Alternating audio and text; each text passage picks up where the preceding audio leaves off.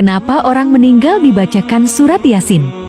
Tolong dijelasin, kenapa orang yang mau meninggal dan sudah meninggal umumnya yang takziah membaca surah Yasin. Pertama, apa itu takziah dulu? Apa itu takziah? Apalagi? Baik, ada sebagian mengartikan takziah itu melayat ya. Takziah itu berasal dari kata azza, bukan melayat. Dari kata azza asalnya. Azza ya'izzu, izzatan, ta'ziyatan. Azza itu sesuatu yang tinggi, terangkat, menopang, mendorong. Azza. Kalau ditambah dengan tak depannya, ujungnya ditambah ya menjadi ta'ziyah, itu huruf taknya menunjukkan makna usaha yang serius. Jadi usaha yang sungguh-sungguh untuk mengangkat, mendorong, menaikkan lagi sesuatu yang turun. Kenapa takziah dinamakan dengan takziah? Pesan Nabi-nya dua. Dengan takziah itu, satu, kita bisa mengangkat amalan orang-orang meninggal itu supaya bisa terangkat lagi, sehingga disampaikan kepada orang-orang yang belum meninggal dunia untuk diketahui.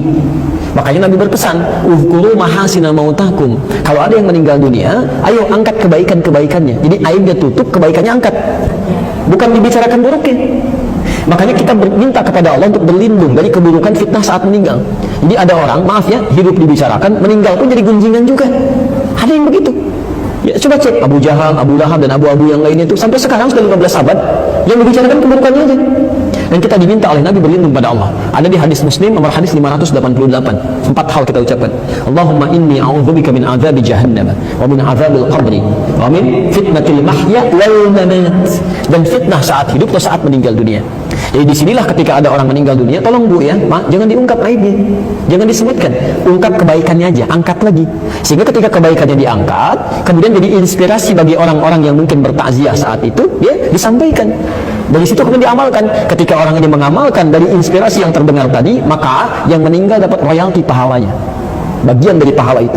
Itu ada di hadis Muslim nomor hadis 1893. Man dalla ala khairin falahu ajruhu mithla ajri fa'ilihi min ghairi an yanqusa min syai'. Siapa yang bisa menunjukkan kebaikan dapat pahala yang sama ya dengan yang mengerjakan tanpa dikurangi sedikit pun.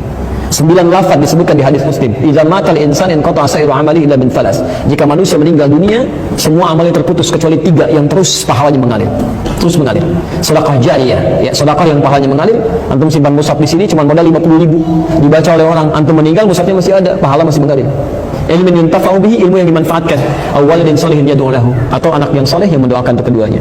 Yang kedua, mengangkat orang yang masih hidup dari keluarga yang ditinggalkan oleh orang yang meninggal. Kadang-kadang muncul suasana duka, ada yang sedih kan, ada yang kadang-kadang masih sedikit menyesuaikan. Antum datang memberikan hiburan di situ, nyampaikan kesabaran. Untuk ditinggalkan satu orang, kita datang ribuan orang ke sini, ratusan orang ke sini, kita jadi keluarga baru. Lihat, kata Nabi, perhatikan orang itu, barangkali dapurnya belum ada asapnya, sampaikan, bukan dibebani, tapi bantu dia untuk berkembang supaya dia bisa kuat kembali. Jelas di sini ya? Nah, dari sini untuk mengangkat amalan itu banyak caranya. Pertama dengan doa. Dengan doa. Ada memang hadis yang mengatakan bacaan surat Yasin, tapi sebagian mengatakan hadisnya dhaif. Walaupun ada yang mengatakan hadisnya sahih, ya. Tapi kalau saya punya prinsip begini, kalau ada hadis yang diperdebatkan, mendingan ngambil hadis yang tidak diperdebatkan. Udah, lebih selamat, lebih tenang gitu kan.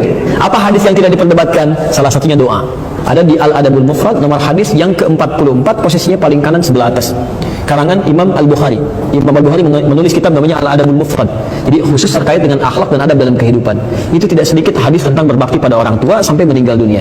Di hadis itu disebutkan saat seorang anak beristighfar saja, memohon ampun ya kepada Allah untuk ayah yang telah meninggal dunia, tiba-tiba di alam kuburnya diberikan oleh Allah, diangkat 1 derajat. Sampai dia berkata, "Ya Rabb, mahadhi, ya Allah, apa ini?" Dijawab kemudian, "Hadhi istighfarun." Ini adalah kalimat istighfar yang dimohonkan oleh anakmu sekarang untukmu. Sekarang. Jadi Anda bisa bayangkan ya, baru istighfar saja, Allahumma rabbighfirli wa liwalidayya warhamhuma kama rabbayani shaghira, diungkapkan kalimat itu. Makanya ketika ada yang meninggal, kalimat istighfar pertama kali, Allahumma ighfir lahu warhamhu wa'afihi wa'fu anhu. Itu begitu Anda ucapkan kalimat itu, diangkat 1 derajat di alam kuburnya. Diangkat. Belum doa. Makanya kata Nabi di hadis sahih riwayat Al-Bukhari menyampaikan isnani, 5 makna, 2 hal yang diharapkan oleh orang yang meninggal. Yang pertama, al-istighfar lahu, permohonan ampunan untuknya. Yang kedua, ad-du'a bil khair. Jadi silahkan selepas sholat berdoa. Apalagi orang tua, nggak ada mantan orang tua.